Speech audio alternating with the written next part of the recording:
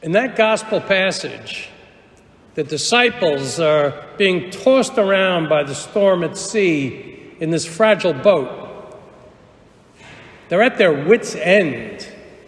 They're exhausted and terrified by the storm. Now, I got to tell you, a storm at sea is possibly the worst event that a fishing craft can experience. And it is on the fourth watch, we're told. That's well into the night. That's somewhere between 3 a.m. and 6 a.m. In the darkest hour, and when human strength has been exhausted, Jesus comes walking on the water to those frazzled disciples.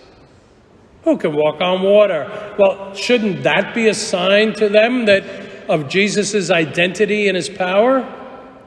Certainly, he's going to be able to rescue them, but his appearance only adds to their fear. Their teacher can now walk on water in the middle of this disastrous storm and not drown.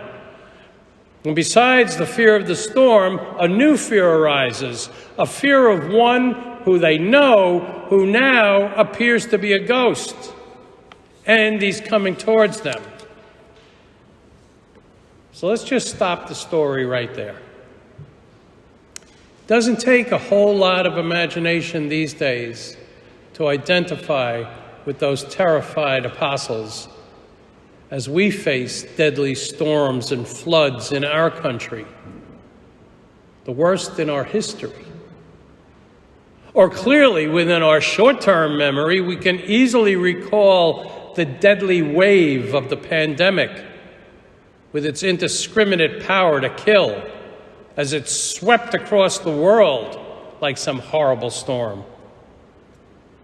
Or even as recent as today, on the Hawaiian island of Maui, a brutal storm of wildfire and death that increases daily.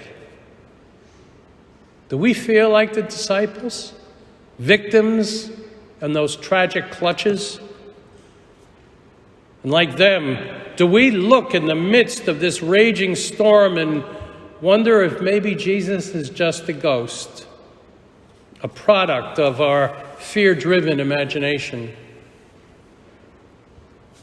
It is one thing to have faith and come to worship regularly when life is just moving along with its usual ups and downs. But when a storm is so violent, mindless, life-threatening, well, that calls for another level of faith.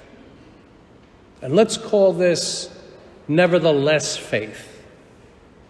In the face of overwhelming and frightening forces, we don't close our eyes or just hope that it'll go away someday. We acknowledge the reality of its threat and its test on our faith. And even though the forces lined up against us seem insurmountable, we profess, nevertheless, I believe that the Lord is with me. So this gospel story, it reaffirms my faith. I don't believe that Jesus is sitting above the turmoil that we experience, and he's looking down from heaven and sheds a tear of sympathy at our terrifying struggles. No. Jesus stands with us. He comes to us. He is with the emergency responders. He's with the police and the firefighters and doctors and nurses, hospital staff, EMTs, all those who are daily protecting and rescuing us. It is that, nevertheless, faith that tells me that Jesus joins with me and reassures me. Some biblical stories stir up memories of specific times and places for me. And today's gospel is one of those. Has any of you ever experienced a storm at sea on a craft? Sure you have. You had a family tragedy? That's a storm at sea. A personal financial disaster? That's a storm at sea. 9/11, that was a really big storm at sea. The indiscriminate deaths of over 1 million people in the United States due to the COVID pandemic, that's a storm at sea. And most recently, the massive floods in the north and the oppressive heat in the south, these are all storms at sea. You don't have to be a biblical scholar to get the story of the disciples in the storm. We get it because it speaks to the hard reality of our own lives. We have hope, and we look forward to when the storms are over. And we pray that our faith in Jesus' presence with us will stay firm. And even when that storm passes, life has taught us that there'll be more.